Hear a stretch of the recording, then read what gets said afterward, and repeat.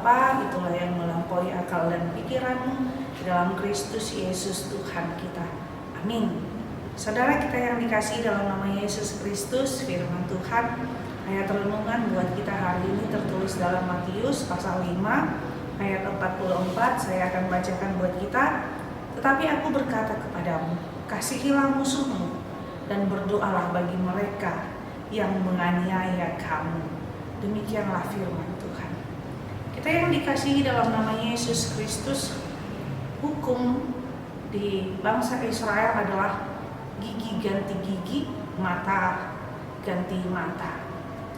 Artinya kita bisa katakan hukum balas dendam. Tetapi ketika kita lebih lagi belajar daripada hukum itu sendiri, ternyata hukum itu mengandung keselamatan.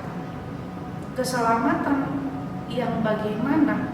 Keselamatan di mana kita harus mengasihi musuh-musuh kita. Bagaimana mungkin secara logika kita berpikir, bagaimana mungkin saya mengasihi musuh saya? Dia sudah menyakiti hati saya, bahkan mungkin menghina, bahkan lebih keras lagi dikatakan menganiaya kamu. Tetapi firman Tuhan saat ini mengajarkan kepada kita dalam khotbah di bukit, ajaran Yesus Kristus. Pasal 5 sampai pasal 7 itu adalah bagian daripada khotbah di bukit.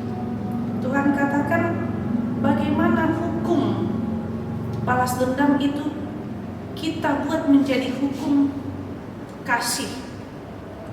Hukum kasih itu adalah ketika kita melihat bahwa tidak ada unsur untuk balas dendam. Karena apa? Kalau masih ada di dalam diri kita balas dendam, kita akan membuka celah-celah yang baru. Kita akan sakit atau kita akan menyakiti diri kita sendiri jikalau ada keinginan untuk balas dendam. Karena itu supaya Tuhan pulihkan kita, supaya kita sehat, supaya kita bisa berjalan dalam terang kasih Tuhan. Tuhan katakan kasihilah musuhmu. Tentu sangat susah untuk mengasihi musuh. Tetapi bagaimana caranya supaya kita mengasihi musuh? Adalah Tuhan ajarkan kita untuk mengampuni. Artinya pengampunan itu tidak terbatas.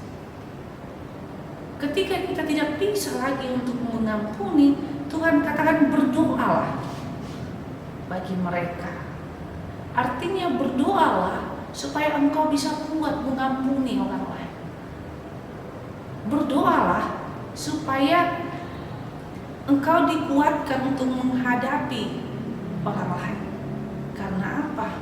Ketika kita berdoa, pikiran dan jiwa kita pun akan sehat. Ketika kita berdoa, Tuhan akan memulihkan hubungan kita. Karena itu, kita yang dikasihi dalam nama Yesus Kristus, jalan satu-satunya untuk kita bisa berdamai dengan musuh kita, berdamai dengan orang yang menganiaya kita, adalah dengan cara berdoa. Karena apa? Karena Tuhan akan menguatkan kita.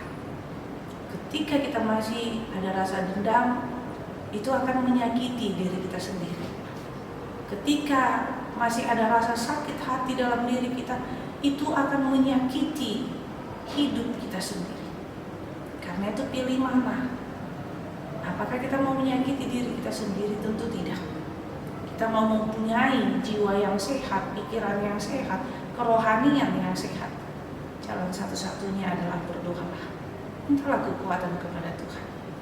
Berdoalah supaya pintu hatimu dibukakan Tuhan untuk mengampuni dia. Karena di dalam pengampunan itu kita mari melihat kuasa Allah akan semakin dahsyat bekerja di dalam hidup kita. Mari selamat mengampuni. Amin. Kita berdoa. Terima kasih Tuhan Yesus buat anugerah-Mu, buat cinta kasih-Mu. Ajarkan kami Tuhan untuk mengasihi, mendoakan musuh kami.